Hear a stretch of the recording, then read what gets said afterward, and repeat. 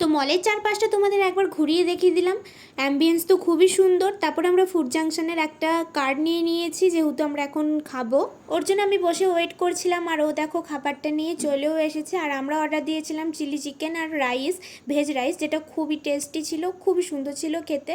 তো এই যে আমাদেরকেও একবার দেখিয়ে দিলাম, খাবারটা খুবই অসাধারণ ছিল। তো খাওয়া দাওয়া সারার পর আমরা হন্টেড হাউসের দুখানে টিকিট নিয়ে নিলাম। আমার তো খুবই এক্সাইটমেন্ট ছিল, আর কিন্তু আমি খুবই ভয় পেয়ে গেছি।